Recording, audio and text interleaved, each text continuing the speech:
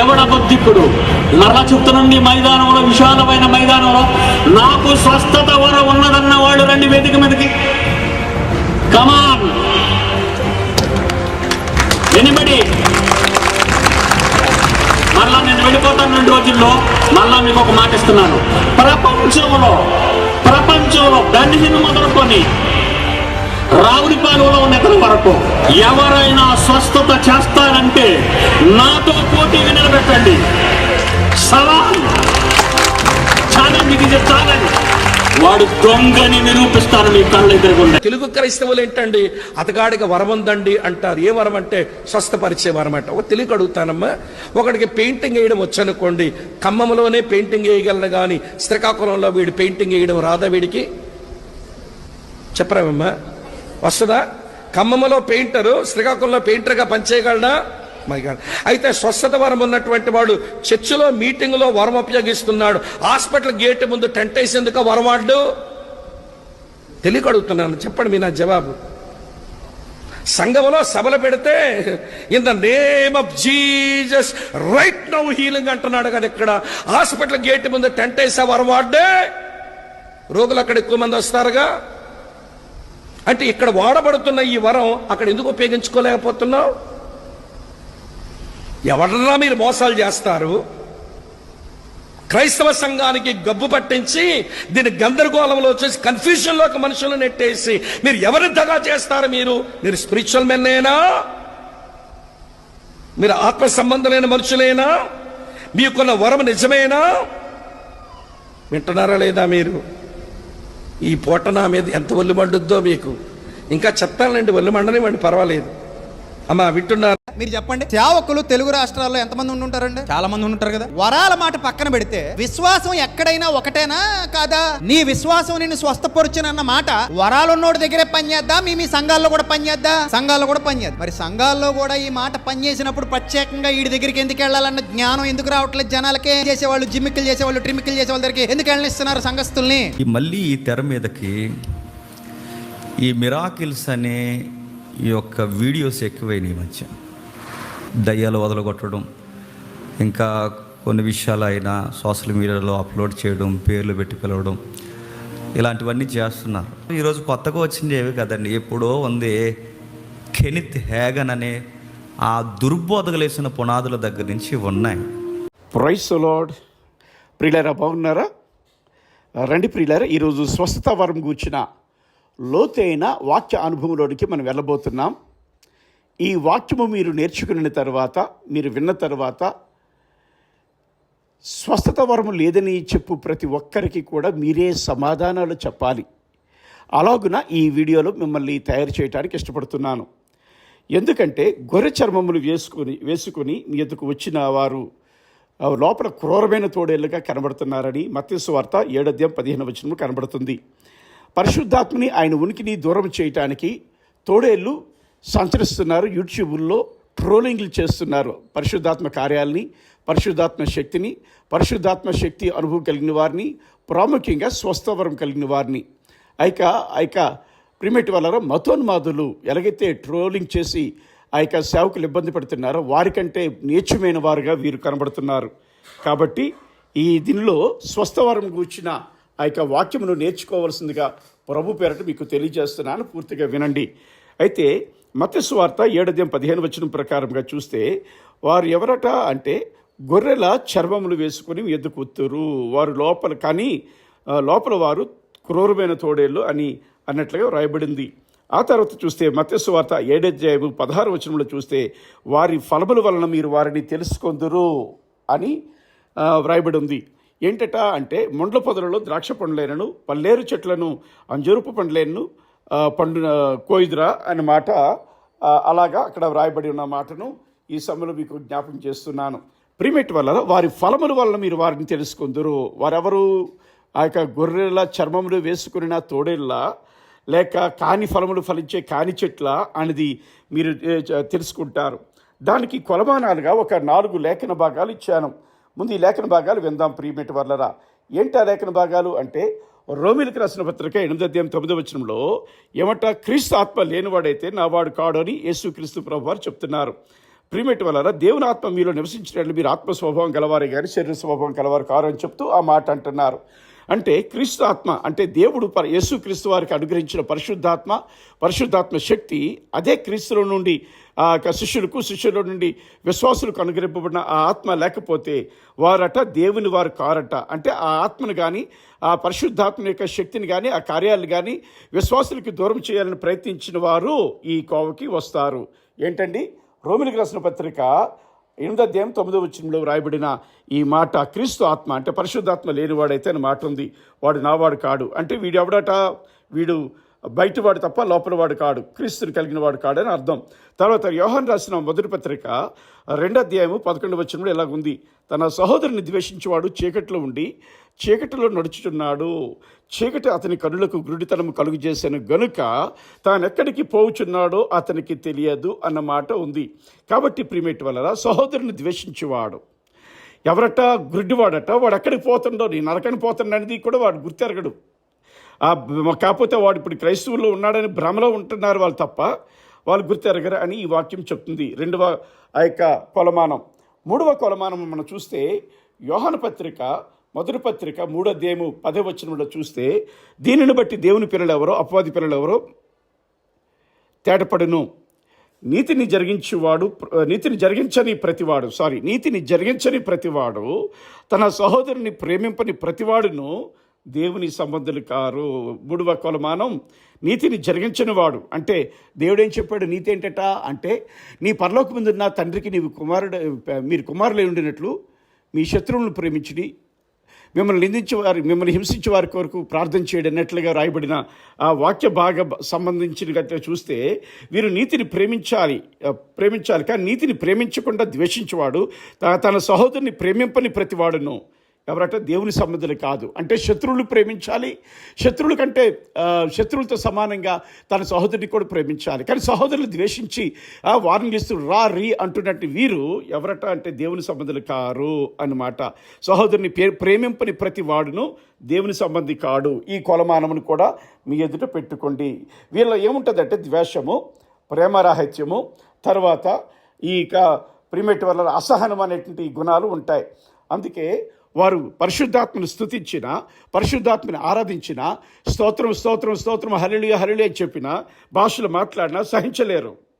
కాబట్టి వారిని ఈ 3 వాక్యాధారాలు బట్టి కూడా మీరు ఈ కొలమానాలు పెట్టుకొని మీ దగ్గరికి వచ్చిన ఆ సేవకుని యొక్క వాక్యం కరెక్ట్గా ఉందా కాదని చెప్పాలంటే ముందు ఈ గుణాలు అనేవి కనబడాలి. కనబడితే ఈయన గొర్రె చర్మము కప్పుకున్న ఆ యొక్క తోడేలు అని మనకు అర్థమవుతుంది.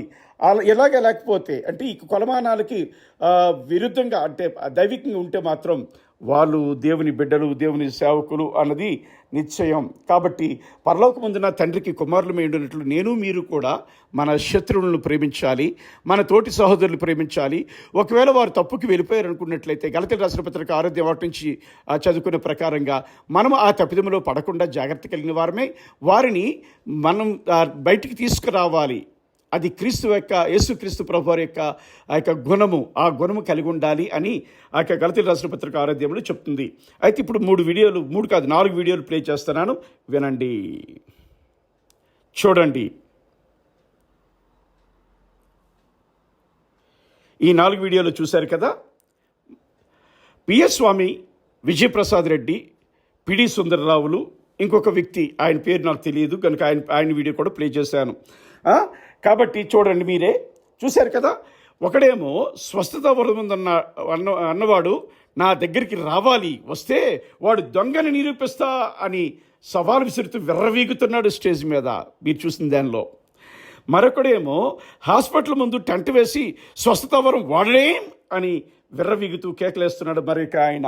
తర్వాత ఇంకొక ఆయన ఏంటంటే విశ్వాసం ఉంటే ప్రార్థన చేయించుకుంటూ వీడి దగ్గరికి ఎందుకు రావాలి అంటే వరములకి వేరేంది కదా విశ్వాసవరం.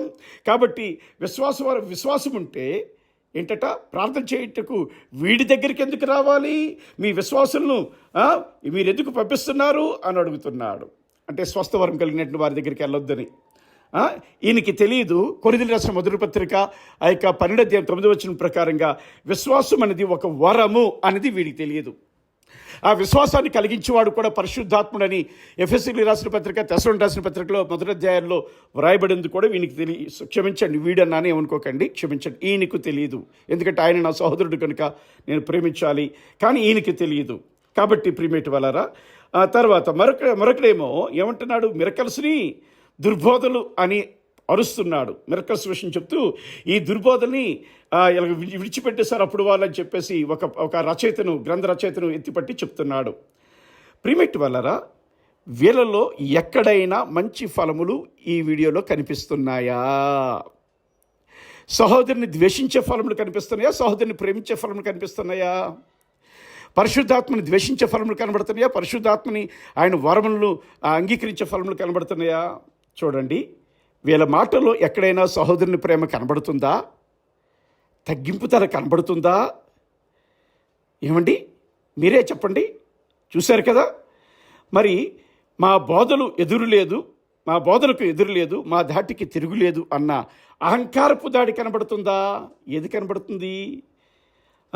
ఈ ముగ్గురు మిగిలిన దేవుని సేవకులందరూ గూర్చి తమ ప్రసంగాల్లో నేరుగా దూషిస్తూ జడ్జిమెంట్లు ఇస్తున్నారు కారా? వార్నింగ్లు ఇస్తున్నారు కారా? వీళ్ళు మత్తయి సువార్త 5:44 ప్రకారంగా దేవుని పిల్లలు అయినట్లు శత్రువులను, అంటే వీరి శత్రువులను ప్రేమించువారైతే అని మాట కనబడుతుంది. మరి తమతోటి, అంటే ప్రేమించువారైతే తమతోటి దేవుని సేవకులను ఇక్కడ ఎందుకు దూషిస్తున్నారు, ట్రోలింగ్ చేస్తున్నారు పదే పదే? మీరే చెప్పండి, మీరే వీరి గుణాన్ని అంచనా వేయండి. తర్వాత చూస్తే, మీరు పరలోకమందున మీ తండ్రికి కుమారుడు ఉన్నట్లు మీ శత్రువులను ప్రేమించుడి, మిమ్మల్ని హింసించే వారి కొరకు ప్రార్థన చేయడి అని ఉంటే, వీరు తోటి సహోదరులైన దైవ సేవకులను ప్రేమించుటకు బదులు ఏం చేస్తున్నారండి? కఠోరముగా వీడు వాడు అని పరిశుద్ధాత్మ వరములను కలిగిన వారిని ద్వేషిస్తున్నారు. మరి వీరు ఎలా దేవుని పిల్లలు అవుతారో మీరే చెప్పండి, మీరే తీర్పు తీర్చండి. నేనైతే మీకు ఆధారాలు చూపించాను. వీళ్ళు వారి బోధలు విన్నవారికి, వారి సంఘాలకు ఏ మాదిరి చూపిస్తున్నారు అంటే, వీరిలాగే సహోదరు ప్రేమ లేనివారుగా వారి సంఘాలను తయారు చేస్తున్నారు. వారి బోధలు విన్నవారిని, వారి సంఘాలను ఎలా తయారు చేస్తున్నారు మీరే చెప్పండి. ప్రజలారా వింటున్నారు కదా, సేవకులారా వింటున్నారు కదా, పెద్దలారా వింటున్నారు కదా, మీరే న్యాయకర్తలుగా ఈరోజు మిమ్మల్ని ఎదురు పెట్టుకుంటున్నాను. వీళ్ళు పరిశుద్ధాత్మ శక్తిని, ఆయన కార్యాలు చేయు దేవుని సేవకులని, పరిశుద్ధాత్మను గూర్చిన బోధలు చేయవారిని వ్యతిరేకిస్తున్నారు. పరిశుద్ధాత్మ వరములను దూషించడం, విరోధంగా మాట్లాడడం ఇదే పనిగా పెట్టుకుని వీరి వీడియోల్లో పబ్లిక్గా రెచ్చిపోతున్నారు. అంటే మత్తయి సువార్త 12:31-32 ప్రకారంగా వీరు పరిశుద్ధాత్మను దూషిస్తున్న వీరికి క్షమాపణ ఉంటుందా? మీరే చెప్పండి. లూకా సువార్త 12:10 ప్రకారంగా కూడా పరిశుద్ధాత్మను దూషించి వీరికి క్షమాపణ ఉంటుందా? మీరే చెప్పండి. ఆ గుణాలు కనబట్టలేదు కదా, మన కొలమాన గుణాలు. వీరిని ప్రసంగికులుగా పిలుచుకుంటే మరి ఎక్కడ మోక్షం ఉంటుంది?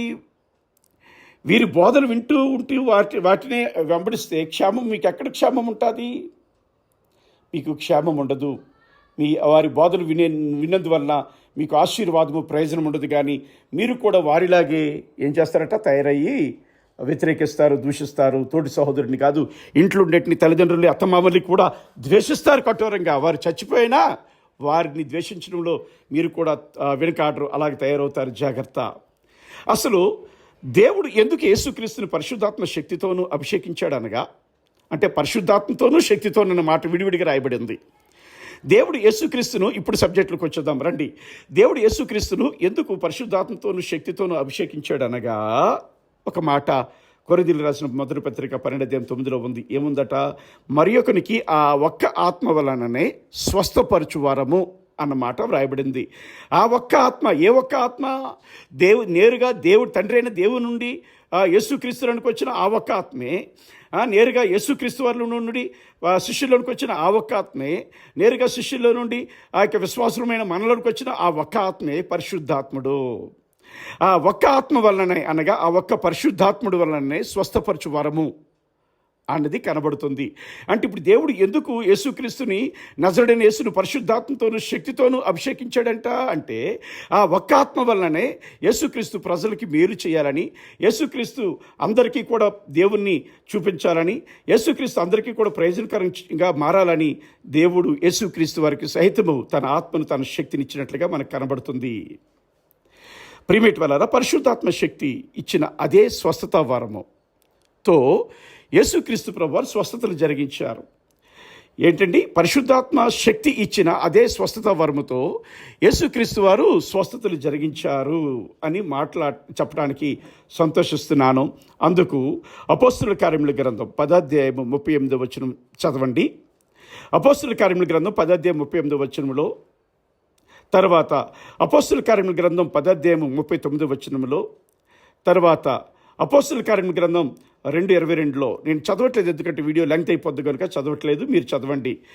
ఏంటట అంటే యేసుక్రీస్తు ప్రభువారు స్వస్థతలు పరిశుద్ధాత్మ శక్తితోనూ, ఆ పరిశుద్ధాత్మ శక్తి ఉత్పత్తి చేసే స్వస్థ వరముతోనే ఆయన చేశారంటానికి, ఇక దేవుడు చేయించాడు అని అంటానికి వాక్యాధారాలు ఈ 3 కూడా కనబడుతున్నాయి. ఈ 3 ఒకటి చదువుతాను. ఏంటది? దేవుడు నజరేయుడగు యేసు చేత అద్భుతములను, మహత్కార్యములను, సూచక క్రియలను మీ మధ్యను చేయించి అని వ్రాయబడి ఉంది. దేవుడట నజరేయుడగు యేసు చేత అద్భుతములను, సూచక్రియలు, మహత్కార్యములను చేయించాడంట. దేనివల్ల? దేవుడు ఆయనకి ఇచ్చిన పరిశుద్ధాత్మ శక్తి వలన యేసుక్రీస్తు చేత అద్భుతములు చేయించాడు అన్నమాట మనకు అర్థమవ్వాలి. అపోస్తుల కార్యముల గ్రంథం 2వ అధ్యాయం 22వ వచనంలో. ఇప్పుడు ఆలోచించండి.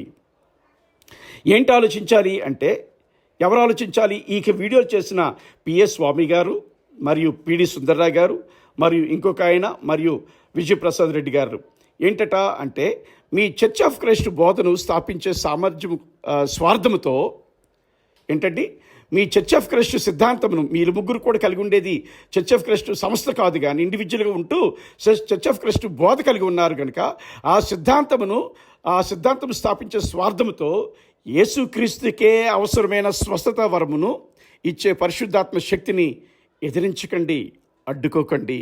మీ ముగ్గురు, మీతో పాటు ఉండి ఇంకొక వ్యక్తి కూడా, మీలాంటి వారు కూడా ప్రిమిట్ వలరా పరిశుద్ధాత్మ శక్తిని, పరిశుద్ధాత్మ వరమును అడ్డుకుంటే అది యేసుక్రీస్తుకే అవసరం. మరి మీకు అవసరం లేదా?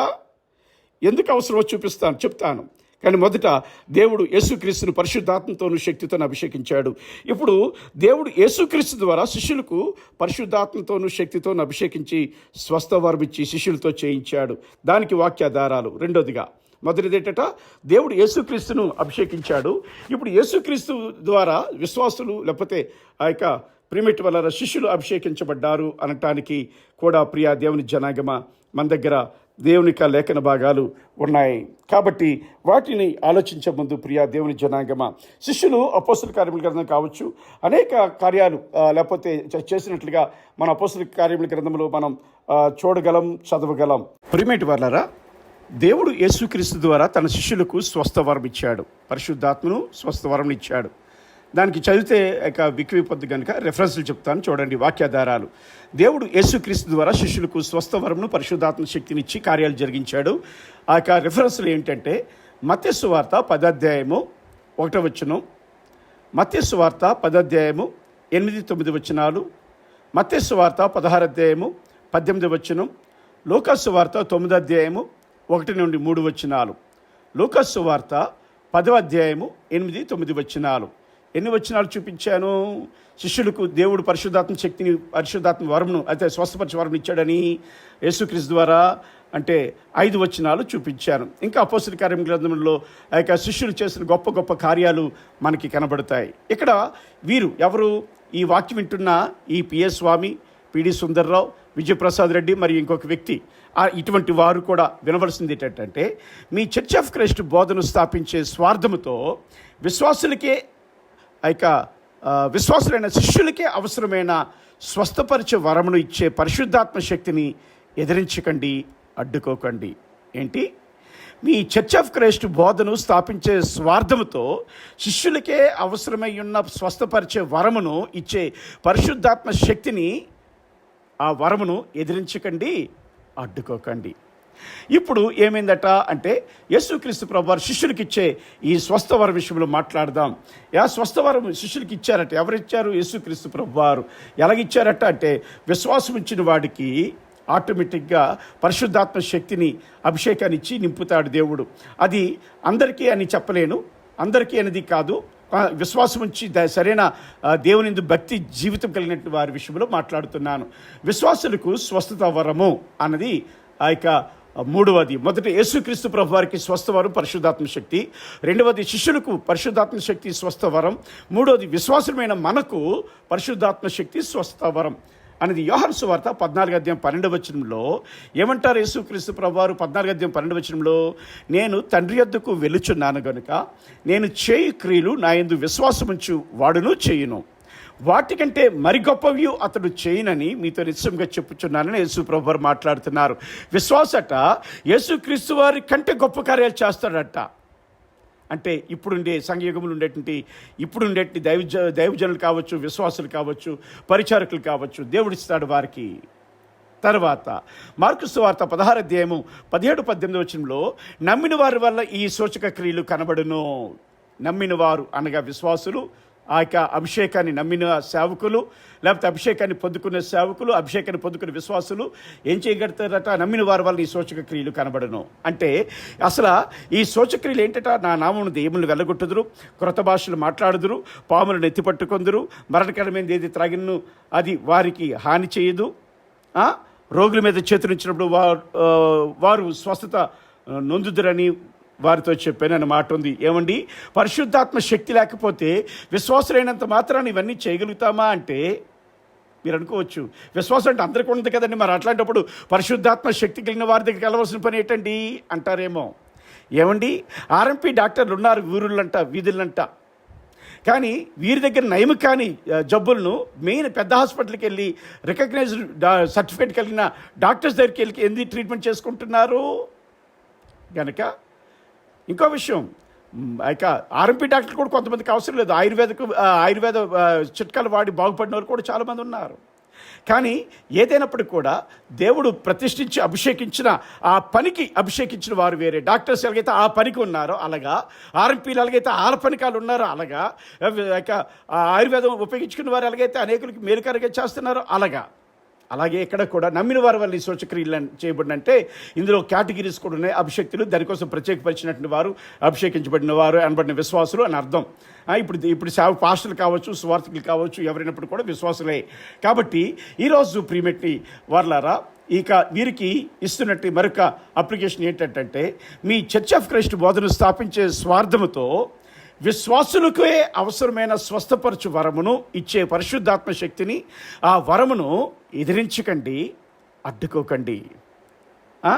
అటు యేసుక్రీస్తుకు పరిశుద్ధాత్మను ఇచ్చట్లోను, ఇటు శిష్యులకు పరిశుద్ధాత్మ శక్తిని ఇచ్చట్లోను, ఇటు విశ్వాసులకి దేవుని సేవకులకు పరిశుద్ధాత్మ శక్తి ఇచ్చట్లోను దేవుని ఉద్దేశములు ఉన్నాయి. వీటిలో దేవుడు తన చిత్తాన్ని ఇలాగా చూపిస్తుంటే వీరికి మాత్రం అవసరం లేదు, ఈ ముగ్గురికి కూడా అవసరం లేదు, లేకపోతే ఈ నలుగురికి అవసరం లేదు, లేకపోతే ఈ ముగ్గురి లేకపోతే ఈ నలుగురు లాంటి వారికి కూడా అవసరం లేదు పరిశుద్ధాత్మ శక్తి కార్యాలు కనుక వారికి లేవు. వారికి ఉన్నారు కూడా. ఏమండి, విజయప్రసాద్ రెడ్డి గారు కూడా భాషలు మాట్లాడినోడే. ఆయన బాప్తిసం కూడా పెంతెకోస్తు దగ్గర బాప్తిసం తీసుకున్నాడు, కానీ ఈ బోధలోనికి షిఫ్ట్ అయ్యాడు. పిఎస్ స్వామి గారు కూడా పరిశుద్ధాత్మ అభిషేకంతో వాడబడిన ఆయన, గొప్ప గొప్ప కార్యాలు చేసిన ఆయనే, అన్య భాషలు మాట్లాడిన ఆయనే, పరిశుద్ధాత్మ శక్తితో నాట్యమాడిన ఆయనే. కానీ ఈయన త్రోవ తప్పి ఇటు వచ్చేసాడు. మరి పిడి సుందరరావు గారు ఏమో నాకు తెలియదు కనుక ఆయన మొదటి నుంచి చర్చ్ ఆఫ్ క్రైస్ట్ బోధ అయ్యి ఉండొచ్చు. కాబట్టి ప్రియమెట్టి వాళ్ళరా, ఇది యేసు ప్రభువారు శిష్యులకు, యేసు ప్రభువారికి, లేకపోతే ఇటుండే విశ్వాసమైన మనకి, దేవుని వారికి పరిశుద్ధాత్మ శక్తి, ఆ యొక్క స్వస్థపరచు వరం అవసరం అనుకుంటే వీరికి మాత్రం అవసరం లేదని దాటిపోయారు వాళ్ళిద్దరూ. ఇంకొక ఇద్దరు కూడా వారు అదే ద్వారాన్ని కలిగి ఉన్నారు కనుక వీరు చర్చ్ ఆఫ్ క్రైస్ట్ వారు కారు, కానీ వారి సిద్ధాంతం మాత్రం అదే, ఇండివిజువల్ చర్చ్ వారు వీరు. కాబట్టి మా దొరగారు అయితే నెలకొకసారి బల్లారాధన ఇచ్చేవారు. ఇప్పుడు వారం కూడా బల్లారాధన ఇస్తున్నారు మందిరంలో. కారణం ఏంటి? చర్చ్ ఆఫ్ క్రైస్ట్ యొక్క బోధలో ఉండేది అదొక ఐటమ్, అదొక విషయం. ఐటమ్ అంటే ఏమనుకుంటున్నారేమో, అదొక విషయం. ఓకే, దేవుడు ఆ ఒక్క ఆత్మ వల్లనే స్వస్థపరచు వరము అటు యేసుక్రీస్తు వారికి, ఇటు శిష్యులకు, ఇటు విశ్వాసులకు, లేకపోతే అభిషేకించబడిన దేవుని, ప్రత్యేకించబడిన దేవుని సేవకులకు ఇచ్చిన ఉద్దేశాలు ఏంటట అంటే, ప్రిమిట్ వలరా కొన్ని ఉద్దేశాలు ఉన్నాయి. ఆ ఉద్దేశాలు చదువు, అదే దేవుని చిత్తం అన్నది. కాబట్టి మొదటి ఉద్దేశం ఏంటంటే ప్రియ దేవుని జనాంగమా, విశ్వాసులకు ప్రయోజనం కలుగుట మొదటి ఉద్దేశం. అందుకే ఇక స్వస్థపరచు వరం విషయంలో యేసుక్రీస్తు ప్రభువారు ఆ యొక్క చెప్తున్నారు, సువార్తకు పంపిస్తున్నారు శిష్యుల్ని. బైబిల్లో సువార్తకు పంపించి స్వస్థపరచండి, దెయ్యాలు వెళ్ళగొట్టండి, రోగములు బాగు చేయండి అని చెప్పి వారికి ఆజ్ఞ కూడా ఇస్తున్నారు యేసు ప్రభువారు. అంటే సువార్త ప్లస్ స్వస్థతలు, దేవుని కార్యాలు కనబడాలి. అంటే సువార్తను స్థిరపరిచి ప్రజల హృదయాన్ని దేవుని తిరిపే కార్యాలు కూడా కనబడాలనేది దేవుని ఉద్దేశం. కనుక మొదటి ఉద్దేశము స్వస్థతలు మరియు సువార్త, బోధ మరియు సువార్త. బోధ, మందిరాల్లో బోధ మరియు సువార్త. దానికి యేసుక్రీస్తు ప్రభువారు చదివిన లేఖన భాగము లూకాసు వార్త 4:18 లూకాసు వార్త 4:18-19 ప్రభు ఆత్మ నా మీద ఉన్నది, బీదలకు సువార్త ప్రకటించుటకై అని చెప్పి అంటూ స్వస్థతలు చేయుటకు కూడా యేసుక్రీస్తు ప్రభు అక్కడ మెన్షన్ చేసినట్టుగా కనబడుతుంది. అంటే హితవచనం ప్రకటించినప్పుడు, సువార్త ప్రకటించినప్పుడు, గుంటివారిని బాగు చేయటకు కూడా. అంటే అర్థం ఏంటంటే సువార్తతో పాటుగా, బోధతో పాటుగా ఏం ఉండాలట? స్వస్థతలు, కార్యములు ఉండాలి. ఏమంటారు? దానికి ఇంకా 4 ఆధారాలు చూపిస్తాను. మత్తయి సువార్త 4:23-24 ఏంటండి? మత్తయి సువార్త 4:23-24 తర్వాత మత్తయి సువార్త 15:30 ఏంటండి?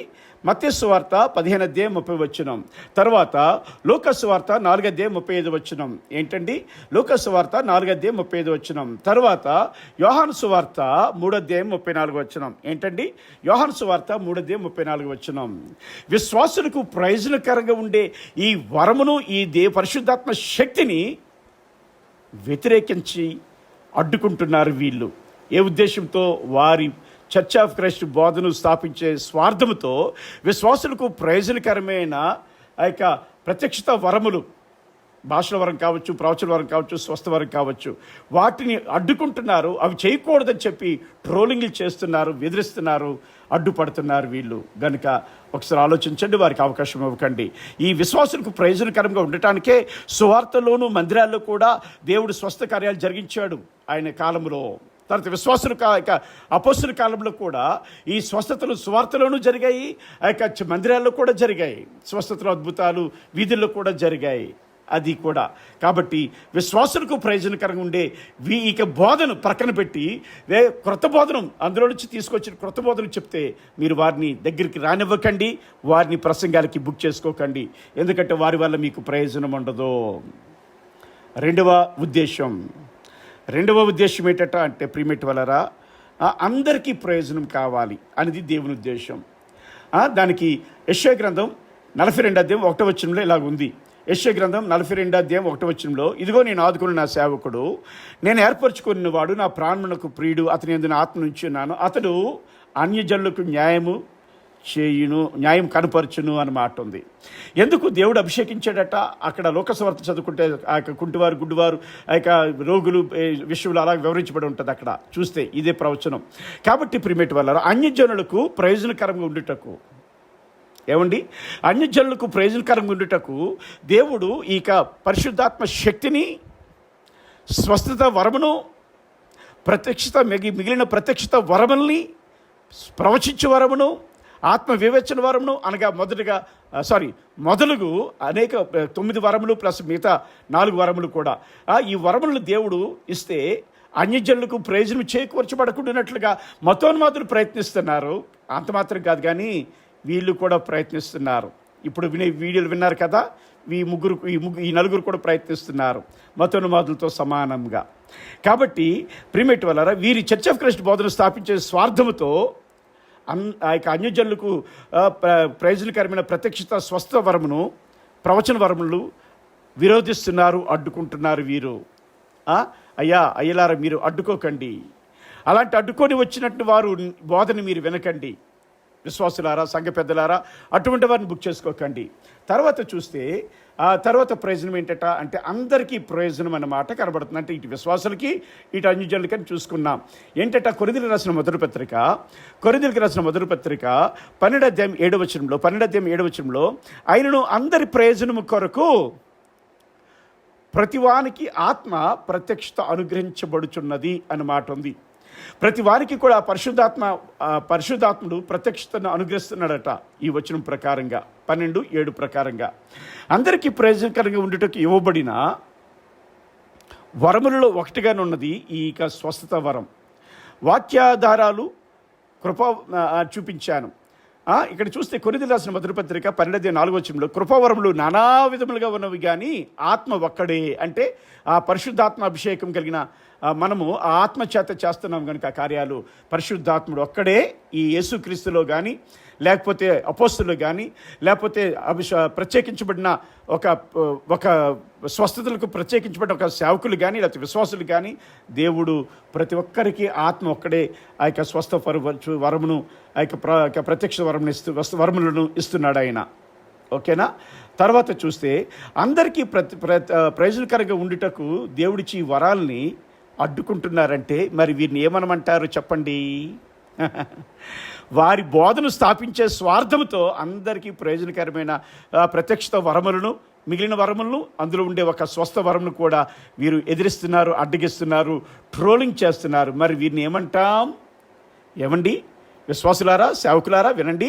కొరింథీయులకు రాసిన మొదటి పత్రిక 12:5 ఏమంటున్నాడట అంటే మరియు పరిచర్యలు నానా విధములుగా ఉన్నవి కానీ ప్రభు ఒక్కడే, యేసుక్రీస్తు ప్రభువారు మాత్రమే. ఆయన గురించినే ఈ పరిచర్యలు కూడా పరిచర్యలు కావచ్చు, లేకపోతే ప్రవచన పరిచర్యలు కావచ్చు, భాషల పరిచర్యలు కావచ్చు, తర్జుమా పరిచర్యలు కావచ్చు, లేకపోతే సంఘ పరిచర్యలు కావచ్చు, పరిచారకుల పరిచర్యలు కావచ్చు, సంఘ పెద్దల పరిచర్యలు కావచ్చు, నానా విధములు ఉన్నవి. అలాగే వరముల్లో ఉండేటి ఆ యొక్క నమూనాలు కూడా, నియమములు కూడా నానా విధములు ఉన్నవి అని కొరింథీయులకు రాసిన మొదటి పత్రిక 12:6 ఉంది. నానా విధములైన కార్యములు కలవు కానీ అందరిలోనూ అప్పటికి జరిగించు దేవుడు ఒక్కడే అనేది మనం అర్థం చేసుకోవాలి.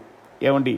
ఏలైనగా ఒకరికి ఆత్మమూలంగా బుద్ధివాక్యమును, మరి ఒకరికి ఆ ఆత్మను అనుసరించిన జ్ఞానవాక్యమును, మరి ఒకరికి ఆ ఆత్మ వలననే విశ్వాసమును, మరి ఒకరికి ఆ ఒక్క ఆత్మ వలనే స్వస్థపరచు వరములను, మరి ఒకరికి అద్భుతములు చేయ శక్తియు, మరి ఒకరికి ప్రవచన వరమును, మరి ఒకరికి ఆత్మల వివేచనయు, మరి ఒకరికి నానా విధ భాషలను, మరి ఒకరికి భాషల అర్థము చెప్పు శక్తి అనుగ్రహింపబడి ఉన్నది అని ఆ యొక్క కొరింథీయులకు రాసిన మొదటి పత్రిక 12వ అధ్యాయంలో చెప్పబడుతుంది. ప్రియా దేవుని జనాంగమా, అలాగే అనేకులమైన మనము క్రీస్తులో ఒక్క శరీరంగా ఉండి అన్నమాట కనబడుతుంది. ఇప్పుడు వీళ్ళు ఈ కార్యములు చేసే వారిని వ్యతిరేకించినప్పుడు వీళ్ళు ఏం చేసినట్లట అంటే వీరు క్రైస్తవ సంఘంలో నుండి వేరుపరచబడితే ఆ యొక్క యోహాను సువార్త 15వ అధ్యాయం 1 నుంచి ఉండే 4 వచనాలు ఉండే మాట ప్రకారంగా వీరు వేరుగా ఉండి ఏమీ చేయలేరు కానీ ఏం చేస్తారట? ఎండిపోయి అగ్నిలో వేయబడతారు, అంటే నరకంలో వేయబడతారు అని ఇక్కడ మనకి కనబడుతుంది. ప్రియా దేవుని జనాంగమా, కాబట్టి ఏంటట ఈ ముగ్గురు కూడా నా ముందుకొచ్చి స్వస్థత చేయమని నన్ను విరవగినవాడు కావచ్చు, టెంట వేసి స్వస్థవరం వాడ్డని అన్నవాడు కావచ్చు, లేకపోతే వీటిని అడ్డు పెట్టుకొని మోసగిస్తున్నారు అనేవాడు కావచ్చు. ఈ వీళ్ళ ముగ్గురు కూడా మారు మనసు పొందవలసిందిగా ప్రభు పేరట తెలియజేస్తున్నాను. ప్రియమెట్టి దేవుని జనాంగమా, ఇలాగ స్వస్థత వరములు ప్రజలందరికీ, అటు అన్యజనులకు ఇటు ఇక విశ్వాసులకు ప్రయోజనకరమైనటువంటి వరములు ఉపయోగిస్తే వీరు క్రైస్తవ్యాన్ని గబ్బు పట్టించి అని మాట్లాడుతున్నాడు ఒక సేవకుడు. మీరు విన్నారు ఇప్పుడు దానిలో కూడా. ఈయన గబ్బు పట్టిస్తున్నాడా లేకపోతే దేవుడు గబ్బు పెట్టేస్తున్నాడా? దేవుడి కంటే గొప్పవాడు ఏంటినా? తర్వాత ఇంకొక ప్రయోజనం ఏంటంటే యేసుక్రీస్తు ప్రభువు యెషయా గ్రంథంలో అంటారు ఒక మాట. ఏమంటారంటే నా నిమిత్తం నేను నిర్మించిన నా జనులు నా స్తోత్రమును ప్రచురము చేయుదురని మాట ఉంది. ఎవరికైతే కార్యాలు జరుగుతాయో, లేకపోతే ఎవరైతే దేవుని యొక్క స్వస్థత కార్యాలు, అద్భుత కార్యాలు, మహత్ కార్యాలు, గొప్ప కార్యాలు, ప్రవచనాలు, ఆదరించబడే ప్రవచనాలు వారి జీవితంలో జరిగినప్పుడు వారు ఏం చేస్తారట? నా నిమిత్తం నేను నిర్మించుకున్న జనులు దేవుని స్తోత్రమును ప్రచురం చేస్తారట. అంటే దేవునికి మహిమ చెల్లిస్తారు. అది దేవుని చిత్తం. గనుకనే దేవుడు పరిశుద్ధాత్మతోనూ శక్తితోనూ యేసుక్రీస్తును శిష్యులని మనల్ని ఉండే దేవజనులను ప్రత్యేకంగా ఆ డిపార్ట్మెంట్గా ఉండేటువంటి ఆ యొక్క దేవజనులను దేవుడు సపరేట్గా ఉంచాడు. ఎందుకంటే ఆయన నా నిమిత్తం ఆయన స్తోత్రమును అంటే ఆయన మహిమను, ఆయన గొప్పను, ఆయన ఘనతను, ఆయన ప్రేమను, ఆయన కనికరాన్ని ఎత్తిపట్టుకొని దేవుని స్తుతిస్తారు. ఇది 3వ ఉద్దేశం. 4వ ఉద్దేశం, మొదటిది సువార్తలోను బోధలోను, సువార్త ప్లస్ స్వస్థవరం, తర్వాత సువార్త ప్లస్ బోధ ప్లస్ స్వస్థవరం అనేది ఒకటైతే ఆ రెండింటిని ఒకటిగా చేస్తే, తర్వాత ఏంటంటే విశ్వాసులకు ప్రయోజనకరం అనేది ఆ స్వస్థవరం ఇవ్వబడ్డది, ప్రయోజనకరం. తర్వాత చూస్తే ఆ యొక్క నెక్స్ట్ ఉద్దేశం ఏంటంటే అన్యజనులకు ప్రయోజనకరంగా ఉండే స్వస్థవరం చూసాం. ఇప్పుడు ఏంటంటే దేవుని నామము మహిమపరచబడుటకై ఉద్దేశంతోనే దేవుడు ఇచ్చాడు. కాబట్టి ఆయన అంటున్నాడు, నా నిమిత్తం నేను నిర్మించుకున్న నా జనులు నా స్తోత్రములను ప్రచురం చేయుదురు. అయ్యా పిడి సుందరరావు గారు, పిఏ స్వామి గారు, ఆ యొక్క విజయప్రసాద్ రెడ్డి గారు, మీరు నోరు మూసి మౌనంగా ఉంటే రాళ్ళు లేచి దేవుని స్తుతిస్తాయి. ఆ మాట యేసు ప్రభు వారే చెప్పారు. అది మర్చిపోయారా? మీరు మౌనంగా ఉంటే రాళ్ళు లేచి దేవుని స్తుతిస్తాయి అంటే స్తుతి మహిమ దేవునికి వెళ్ళడం అనేది దేవుని చిత్తం. ఇది 5వ ఉద్దేశంగా కనబడుతుంది మనకి. 4వ ఉద్దేశంగా కనబడుతుంది దేవుని మహిమనది. తర్వాత నెక్స్ట్ ఉద్దేశం ఏంటంటే చివరి ఉద్దేశం 5వ ఉద్దేశంగా నాకు తెలిసినంత వరకు ఉండే ఈ 5వ ఉద్దేశంగా ఉండేది ఏంటంటే అంటే ప్రిమేట్ వలన ఆ కార్యాలు జరిగిన వారు, ఆ మేలులు జరిగిన వారు, ఆ స్వస్థతలు జరిగిన వారు, ప్రవచనాల చేత ఆదరించబడిన వారు, ప్రోత్సహించబడిన వారు దేవునికి దగ్గర అవుతారు, రక్షణ పొందుతారు. హల్లెలూయా, రక్షణ పొందుతారు. కాబట్టి ఈ 5 రకాల ఉద్దేశాలతో వాడబడుతున్న పరిశుద్ధాత్మని యొక్క ప్రత్యక్షత వరములని, పరిశుద్ధాత్మని ఆయన ఇచ్చిన నానా విధమైన విధానాల్ని మీరు ఈ ముగ్గురు లేక ఈ నలుగురు కూడా విభేదిస్తూ వ్యతిరేకిస్తున్నారంటే వీరు దేవుని చిత్త ప్రకారంగా సేవ చేస్తున్నవారైనా? ఏమండి, వీరు దేవుని చిత్త ప్రకారంగా సేవ చేస్తున్నవారైనా అని ప్రశ్న, డౌటు నాకు వస్తుంది, మరి మీకు కూడా వచ్చి ఉంటుంది అనుకుంటున్నాను. కాబట్టి ప్రియమెట్ వలరా ఇక ఎవరు పిడి సుందరరావు గారు కావచ్చు, లేకపోతే ఆ యొక్క పిఎస్ స్వామి గారు కావచ్చు, లేకపోతే విజయప్రసాద్ రెడ్డి గారు కావచ్చు, లేకపోతే వీరి వంటి వారు అనేకులు కావచ్చు, వీరు తెలుసుకోవాల్సిన ఒక విషయం ఏంటంటే ఈ స్వస్థత వరం పాత నిబంధనలో మాత్రమే కాదు, అక్కడ కూడా జరిగింది. అద్భుతాలు, శక్తి, మహత్కార్యాలు, స్వస్థతలు అక్కడ కూడా జరిగాయి. క్రొత్త నిబంధనలో యేసు ప్రభు వారి కాలంలో కూడా జరిగాయి. అపోస్తలుల కాలంలో సంఘయుగం స్టార్ట్ అయినప్పటి నుండి 2వ అధ్యాయం 38వ వచనం నుండి కూడా ఏక స్వస్థ వరాలు, ప్రత్యక్ష వరాలు జరిగించబడ్డాయి. ఇప్పుడు ఉండే సంఘంలో కూడా యేసుక్రీస్తు ప్రభువారు శిష్యులు దాటిపోయిన తర్వాత, పునాదులు అనబడిన ఆ యొక్క 12 అపోస్తలులు దాటిన తర్వాత ఇప్పుడు ఉండే సంఘాల్లో కూడా దేవుడు ఈ స్వస్థత కార్యాలు, ప్రత్యక్ష వరాలు జరిగిస్తున్నాడు. ఇప్పుడే కాదు, ఇంకెప్పుడట క్రొత్త భూమి క్రొత్త ఆకాశం, 1000 ఏళ్ల పరిపాలనలో ఉండే ఆ క్రొత్త భూమి క్రొత్త ఆకాశం అనబడిన ఆ స్థానంలో ఉండే 1000 ఏళ్ల పరిపాలన కాలంలో కూడా స్వస్థపరచు వారము ఉంది అని చెప్పడానికి ఇష్టపడుతున్నాను. కనుక మీరు ఎన్ని బస్సులు కొట్టినా, తల క్రిందిగా మీరు తపస్సు చేసినా, మీ ముగ్గురో మీ నలుగురో మీ బ్యాచ్ వారో తపస్సు చేసినా ఏంటట స్వస్థ వరమును ఆపలేరు, పరిశుద్ధాత్మ ప్రత్యక్షత వరములు ఆపలేరు, పరిశుద్ధాత్మ శక్తిని ఆపలేరు. కానీ మీరు ఎండిపోయి, వేరు చేయబడి, ఎండిపోయి అగ్నిలో వేయబడతారు. దేవుడు ఈ వర్తమానాన్ని ప్రజల గుండెల్లోనికి పంపించి పరిశుద్ధాత్మని కార్యాలను, ప్రత్యక్షత వరాలని విరివిగా ధారాళంగా అనుగ్రహించును గాక. ఆమేన్.